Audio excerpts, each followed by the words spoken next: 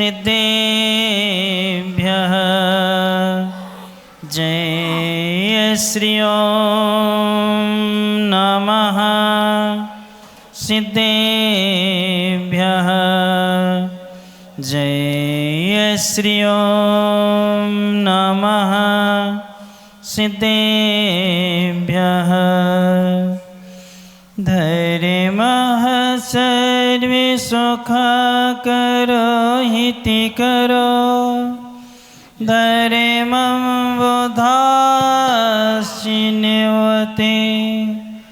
धर्मेणैव समाप्यते शिवसुखं धर्माय तस्मै नमः धर्मः नास्ति परः श्रीदेवोऽमृता धर्मस्य मूलं दया धर्मे चित्तमहं दधे प्रतिदिनं हे धर्मी मां पालय हे धर्मी मां पालय हे धर्मी मां पालय। अनंत अनंत सिद्ध परमेष्टि भगवंतों की जय। देवाहि देव 1008 मूल्य से संभवनाथ भगवान की जय। देवाहि देव 1008 से मुनि सुब्रतनाथ भगवान की जय। परमे पूज्य संत शिरोमणि आचार्य भगवान गुरुवर श्री विद्यासागर जी महाराज जी की जय। परमे पूज्य नवाचार्य श्री समय सागर जी महाराज जी की जय। परमे पूज्य ज्येष्ठ निरापक श्रमण श्री शोधा सागर जी महाराज जी की जय। परमे पूज्य मुनिवर 108 अजित सागर जी महाराज जी की जय। पूज्य मुनि श्री निराग सागर जी महाराज जी की जय। 2.5 में 3 कम 9 करोड़ महामुनिराजों की जय। 1,105 विवेकानंद सागर जी महाराज की जय।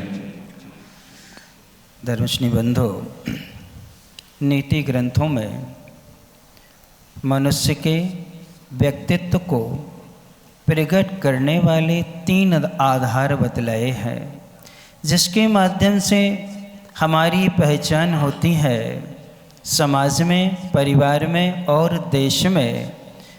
और इसके बाद में सज्जनों के बीच में, साधु संतों के बीच में वो 3 कौन से पहलू हैं जिनसे हमारे व्यक्तित्व में निखार आता है और हम पहचाने जाते हैं।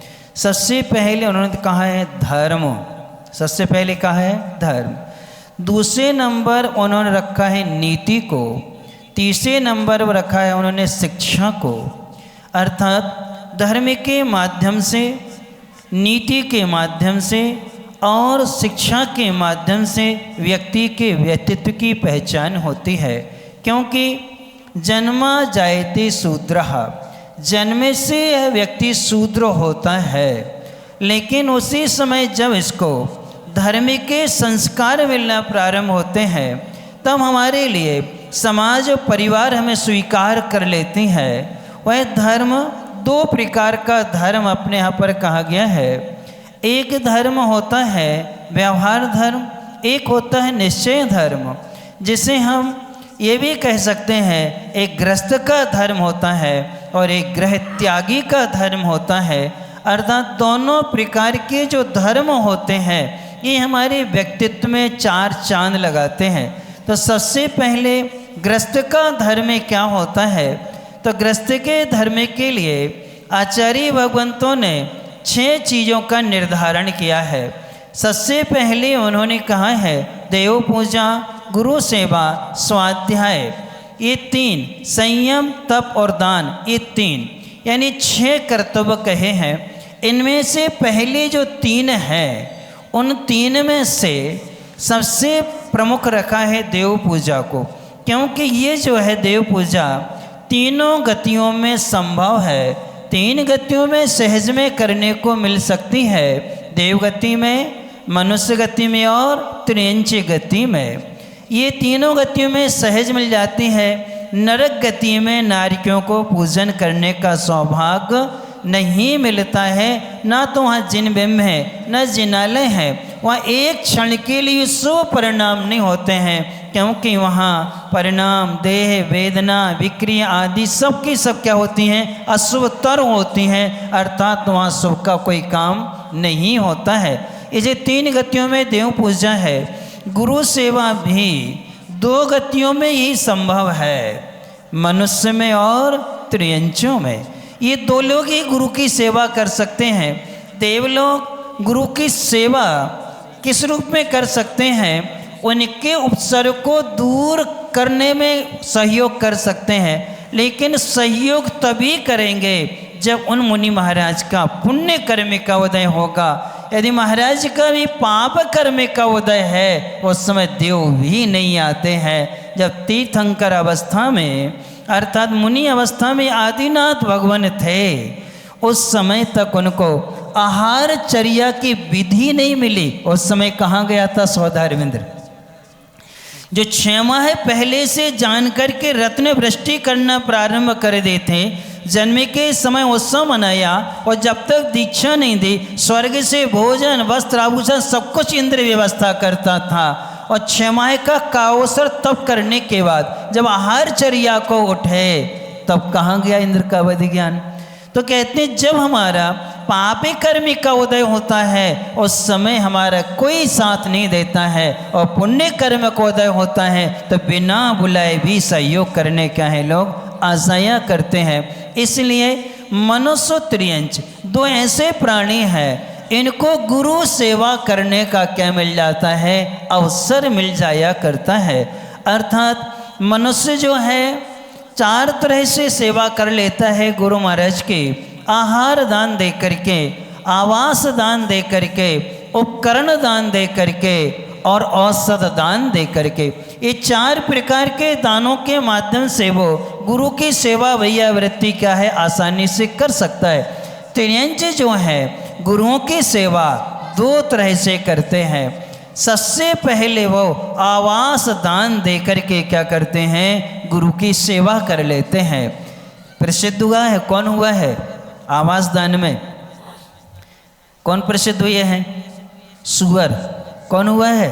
मुनि महाराज को अपनी गुफा में रोक लिया था और शेर से क्या करी थी, महाराज की रक्षा करी थी। इसलिए आवास दान में किसको प्रसिद्ध किया उन्होंने? कोई राजा महाराजा नहीं मिले उस समय, कोई श्रेष्ठी नहीं मिला, संबंधवद आचार्य महाराज को कौन मिला? एक सुअर मिला। यानी उसने मुनि महाराज को क्या किया था, आवास दान दिया था। चाहते तो आवास दान में और अभय दान में प्रसिद्ध कर सकते थे विष्णु कुमार जी को, जिन्होंने 700 मुनि महाराज के उपसर्गों को क्या किया था, दूर किया था। निर्भय बनाकर के उनकी चर्या आदि कराई थे। उनको प्रसिद्ध क्यों नहीं किया संबंधवत जी ने? वात्सल्य में तो ले लिया, लेकिन दान में उन्होंने भैया वृत्ति उनको स्मरण नहीं किया। दोनों में बहुत अंतर होता है, वात्सल्य में और भैया वृत्ति दान सेवा आदि में दोनों में बहुत अंतर होता है। इसलिए वहाँ पर इस प्रकार से वो सेवा कर लेते हैं। अपन लोग भी आहार दान आदि दे करके 4 दानों के माध्यम से क्या कर सकते हैं, गुरु सेवा कर सकते हैं। स्वाध्याय 4 गतियों में संभव है। 3 गतियों में स्वाध्याय सहज मिल जाता है। देव लोग नंदीश्वर से आकर के विदेश क्षेत्र में जाते हैं, साक्षात भगवान की वाणी सुन सकते हैं। यहाँ भी आकर के मुनिराजों के प्रवचन सुन सकते हैं। और फिर उनकी सभा में जो प्रमुख इंद्र होता है वह भी क्या करता है, धर्म में चर्चा करता है। वहाँ भी क्या हो जाता है, स्वाध्याय होता है। स्वर्गों के विषय में कहा है कि सर्वार सिद्धि आदि में इतनी गहन तत्व चर्चा होती है, वो 33 सागर तक चर्चा होती है। वो जो चर्चा आज हो जाती है वो रिपीट नहीं होती, कभी क्या नहीं करते, वो दोहराते नहीं हैं। इस प्रकार से वो स्वाध्याय वहाँ संभव है। तिरंच भी मुनि महाराजों की सभा में आ जाते हैं और प्रवचन को सुन करके अपने जीवन को परिवर्तित कर लेते हैं। और मनुष्य भी क्या करते हैं, ग्रंथों को पढ़ लेते हैं अथवा सभा में आके धर्म ध्यान करके स्वाध्याय जैसे कर्तव्य को पूर्ण कर लेते हैं। इस प्रकार से ये तीनों आवश्यक यहाँ संभव है। लेकिन संयम जो है वो सिर्फ 2 गतियों में ही संभव है, मनुष्य और तिर्यंचों में। 2 गति वाले ही संयम को धारण कर सकते हैं। मुख्य रूप से संयम की अपेक्षा देखा जाए तो मनुष्य गति में ही संभव है, तिर्यंच देश संयम को धारण कर पाते हैं, इससे ज़्यादा आगे वो नहीं बढ़ पाते हैं। तब कौन कर पाता है? तप भी मनुष्य गति में ही संभव है और कोई भी गति में तप संभव नहीं है। तप के बाद में आता है दान। दान जो होता है वह मनुष्य गति में ही संभव है। क्यों? सुस्याति सर्गो दानम, अपने द्वारा अर्जित द्रव्य को क्या करना? दे देना, बगैर अपेक्षा के। क्या करके? अपेक्षा से रहित होकर के देना उत्तम दान है। कुरल काव्य में एक बहुत अच्छी नीति दी है, मांगने पर देना अच्छा है। क्या करना? मांगने पर देना अच्छा है, लेकिन बिना मांगे आवश्यकता का अनुभव करके देना उत्तम दान है। क्या करके? हम सामने वाला मांग ना पाए और हम जान लें कि इसको आवश्यकता है, हम आवश्यकता का अनुभव करके वो कह ना पाए, उसके पहले हम उसकी व्यवस्था करना, वो क्या माना जाता है? उत्तम दान माना जाता है। ये हमारा धर्म होता है। इस धर्म का पालन किया था।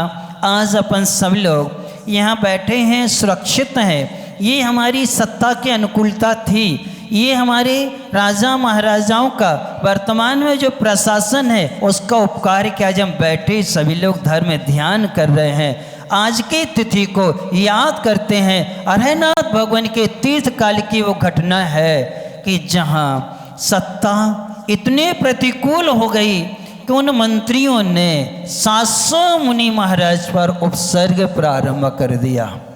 क्या कर दिया था? उपसर्ग प्रारंभ हो गया था। 18 दिन तक लगातार उपसर्ग चलता रहा। वो महाराज एक साथ बैठे हैं, 700 महाराज, चारों तरफ से उसने हवन कुंड बनाए बड़े बड़े, और हवन कुंड में हवन की सामग्री नहीं डाली। क्या डालता था वो? पशुओं को डालता था। अब उन पशुओं को जब अग्नि में जलेंगे, चिल्लाएंगे, चीखेंगे, उनसे जो धुआं आदि निकलेगा, उससे महाराजों की क्या स्थिति हो रही होगी। और आज अपन सब लोग आनंद मना रहे हैं, आज अपन पकवान बनाने में लगे हुए हैं, आज अपन रिश्तेदारी का निर्वाह करने में लगे हुए हैं। और उस समय कितनी चिंता थी, और इस चिंता को दूर करने में कोई श्रावक समर्थ नहीं हो पाया। मात्र एक मुनि महाराज ने निमित्त ज्ञान से जाना और जान करके अपने छुल्लक जी से कहा, और छुल्लक जी ने कहा इसमें तो कोई बाधा नहीं है, धर्मों धर्मात्माओं पर संकट आता है तो हम उसके लिए अपनी मर्यादा को छोड़ते हैं। और वो गए। किसके पास सामर्थ्य है? विष्णु कुमार का नाम लिया, उनमें ये सामर्थ्य है, हमें तो सामर्थ्य नहीं है, लेकिन वो सामर्थ्य है उनमें। ऐसा जब उनको गए, छुल्लक जी ने विष्णु कुमार जी को क्या किया? बहुत निवेदन किया। विष्णु कुमार जी ध्यान में लीन थे, और यदि उनके लिए एक मुहूर्त पहले यदि समाचार नहीं मिलता, एक मुहूर्त बाद उनको केवल ज्ञान हो जाता। क्या होता? केवल ज्ञान हो जाता, और सर्व वैसे ही दूर हो जाता। लेकिन छुल्लक जी ने ये निवेदन किया, उन्होंने सुना, और सुन करके उनका हृदय द्रावित हो गया वात्सल्य से। क्योंकि मोह में, प्रेम में, वात्सल्य में बहुत अंतर होता है। मोह में स्वार्थ होता है, प्रेम में एक व्यक्ति के प्रति होता है, और वात्सल्य में प्राणी मात्र के प्रति होता है। किसमें? एक इंद्रिय से लेके पंचेंद्रिय तक। इस वात्सल्य में कुल जाति का भेद समाप्त हो जाता है। जैसी मेरी आत्मा वैसे सामने वाले की आत्मा। जो जो मुझे पसंद नहीं है वह दूसरे को भी पसंद नहीं है। ऐसी भावना से, वात्सल्य से भर करके उन्होंने अपनी रिद्धि का प्रयोग किया। चाहते तो हाथ बढ़ा करके सारे महाराजों को उठा लेते। क्या कर लेते? उठा लेते। कौन? उनके पास रिद्धि थी। ऐसा क्यों नहीं किया उन्होंने? इसलिए नहीं किया कि तुम श्रावकों का कर्तव्य क्या है। यानी श्रावक के कर्तव्य का बोध कराने के लिए उन्होंने अपना मुनि पद छोड़ दिया कि मुनि पद में रिद्धियों का प्रयोग भी नहीं किया जाता है, और श्रावक का कर्तव्य कि साधु की सेवा कैसे की जाती है, उनका उपसर्ग आदि कैसे दूर किया जाता है, बिना बुलाए अकंपनाचार्य महाराज ने नहीं बोला कि भैया तुम्हारे लिए और क्या करो, हमारी रक्षा करो, ये उन्होंने कुछ भी नहीं किया। लेकिन विष्णु कुमार जी ने क्षुल्लक जी के माध्यम से जाना और जान करके अपना भेष मुनि पद को क्या कर दिया, छोड़ दिया, और छोड़ करके एक उन्होंने याचक का भेष बनाया। किसका बनाया? याचक का भेष बना लिया, एक भिक्षु का भेष बना लिया, एक मांगने वाले बटुक का क्या कर लिया, भिक्षा मांगने वाले का भेष धारण कर लिया। और भेष धारण करके वो दान दे रहा था, वहाँ पहुँच गए और पहुँच करके उन्होंने अपने कर्तव्य का पालन करके महाराजों का क्या कर दिया, उपसर्ग दूर किया। जब आचार्य महाराज ने इस घटना को सुनाया था और जब वो प्रवचन हमने सुना, आचार्य जी ने एक ही शब्द से दो चीज़ें कह दी थी। अकंपनाचार्य महाराज ने सिद्ध कर दिया, एक द्रव्य दूसरे द्रव्य का कुछ नहीं करता। कौन? वो ध्यान में क्या हो गए, लीन हो गए। लेकिन उन्होंने कहा विष्णु कुमार ने सिद्ध कर दिया, एक द्रव्य दूसरे द्रव्य का सब कुछ कर सकता है। अर्थात उन्होंने क्या किया, व्यवहार में आकर के उपसर्ग को क्या कर दिया, दूर किया। और अंतिम में कहा एक साधु का संघ के प्रति क्या कर्तव्य हुआ करता है, ये बात कहते हुए उन्होंने कहा श्रावकों को जगाने के लिए उन्होंने श्रावक का वेश धारण किया कि एक श्रावक का क्या कर्तव्य होता है। इसलिए एक कर्तव्य निर्वाह करने का दिन है। किसका दिन है? कर्तव्य निर्वाह करने का दिन है। उत्सर्ग दूर हुआ, सारे श्रावक इकट्ठे हुए। महाराज ने, विष्णु कुमार जी ने सबको डांटा, फटकारा और समझाया। और तब उन लोगों ने आकर के संकल्प के रूप में अपने अपने हाथ में धागा बांधा। बहन को नहीं बांधा था और बहन ने भाई को नहीं बांधा था, मंदिर की खिड़की में नहीं बांधा था, बाजोटा में नहीं बांधा था, पिछी कमंडल में नहीं बांधा था, यानी किसी चीज़ में धागा नहीं बांधा। किस में बांधा था? किस भाव से? आज हम सब संकल्प करके ये रक्षा सूत्र को बांधते हैं कि मेरे रहते हुए आज से किसी मुनि पर संकट नहीं आने देंगे, और कोई भी सहधर्मी होगा हम उसके संकट को क्या करेंगे, दूर करेंगे। इस भाव से उन्हें क्या बांध लिया था? धागा बांध लिया था। और आप लोग कैसा धागा बांध रहे हो? कहाँ? आज तो अभिषेक पूजन चतुर्दशी का पर्व भी छोड़ करके कहाँ गए? पुरुष वर्ग ससुराल में चले गए और महिला वर्ग अपने अपने कहाँ चले गए? मायके चले गए। लेकिन ये सहोदर का पर्व नहीं है, सहधर्मी का पर्व है। आप चाहें तो कल बहुत अच्छी पावन तिथि है, श्रेयांशनाथ भगवान का मोक्ष कल्याणक है। ऐसे मुनि राजों की पूजन आदि करेंगे। आप धागे सब लेके यहाँ आओ, सारे धागे यहाँ रहो और रख कर के पूज्य महाराज जी के सानिध्य में महाराज से कहो कि महाराज आप मंत्रोच्चारण करें, और आज हम रक्षा सूत्र को आपके मुखारविंद से लेकर के सुनते हुए हम अपने हाथ में बांध के संकल्प करेंगे कि आज से हम कभी भी धर्मात्माओं पर किसी पर संकट नहीं आने देंगे। हम सबको समर्पित करके एक दूसरे की क्या करेंगे? रक्षा करेंगे। तो कौन सा पर्व माना जाएगा? वो वात्सल पर्व माना जाएगा, श्रमण संस्कृति की रक्षा का पर्व माना जाएगा। क्योंकि श्रावकों का बहुत बड़ा दायित्व होता है श्रमणों की रक्षा करने का। क्योंकि यदि आप लोग अपने कर्तव्य से विमुख हो गए तो हम लोगों की चर्या का पालन कौन कराएगा? कौन करेगा? इसलिए तुम्हें अपने कर्तव्य का बोध करते हुए अपने हाथ में धागा बांध करके हमें रक्षा सूत्र को संकल्प करें। अब मंदिरों में बांध देते हो, टेबलों में बांध देते हो, दूसरे दिन छूटता नहीं है, महीनों महीनों बंधे रहते हैं, तो कोई शुद्धि नहीं रहती है। अभिषेक करने वाले उन्हीं से छलते जाते हैं और रोज क्या करते हैं? 16 कहाँ रहा, शुद्धि कहाँ रही? रहती क्या शुद्धि? न शुद्धि रहती न 16 रहता है। इसलिए हम जिनालयों को तो सुरक्षित रखें, नवदेवताओं को सुरक्षित रखें और अपने हाथ में क्या करें? संकल्प पूर्वक। और कौन सा धागा बांधें? सूती धागा बांधना, रेशम नहीं। और जिन जिन में रेशम मिली रहती है, पॉलिस्टर आदि बना रहता है, मटन टेलों से जो साफ चमकदार धागे होते हैं, वो धागे नहीं बांधना है। कौन सा धागा बांधना है? हथकरघा का, शुद्ध कपास का, रुई का बना हुआ धागा हम क्या करेंगे? बांधेंगे। नहीं है तो चांदी का क्या कर लेना? पेवर चांदी ले लेना। चांदी का क्या कर सकते हैं हम? संकल्प सूत्र के रूप में उसको भी क्या कर सकते हैं? हम पहन सकते हैं। सोने का पहन सकते हो, पहना सकते हो, लेकिन किसका नहीं? किसका?